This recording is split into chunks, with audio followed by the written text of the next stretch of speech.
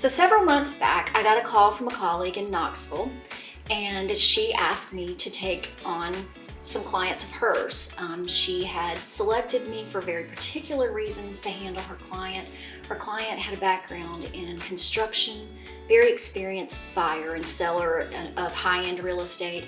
And she told me that he was very particular about what he was looking for. In the first conversation, he told me he was looking in the Charleston market, and he was dead set that more than likely he wanted to be on the Isle of Palms. And even though that's not my target market, I had been asked by this friend to take care of her client. So I told her I would give it a shot, even though it was a little bit out of my comfort zone.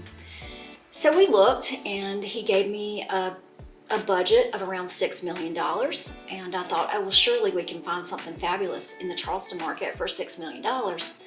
But the more I listened to what he was telling me, I realized that that wasn't what he was looking for at all. The biggest criteria was he wanted private beach and private beach access. It was going to be a place for his family to use. It's not a corporate retreat. It's a place for his family and friends to use. An amenity-rich community. His son plays golf, he plays golf. And then the other thing that was key along with the amenity package, because you can kind of find a golf club just about anywhere, but he wanted ocean and creek access for boating and for fishing. He had a flats boat on order from Hells Bay, and that was a big deal to him. He wanted to be able to use his Hells Bay boat. And then he threw one more thing at me, and it was that he needed the ability to have a flexible, easy to use airport that he could fly his jet in and out of.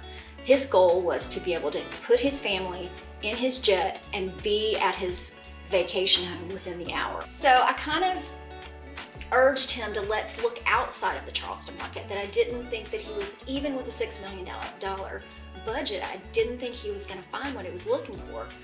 I didn't think that all of the pieces to the puzzle I could put together in that Charleston market.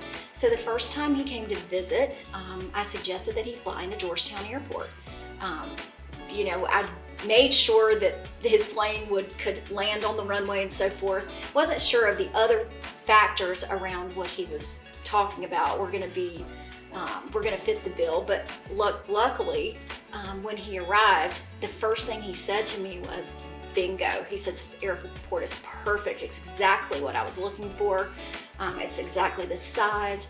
And the fact that there is no controlled airspace over Georgetown makes it super easy for someone like him to come and go. And so I knew before we even got to the property that so far it was a perfect fit.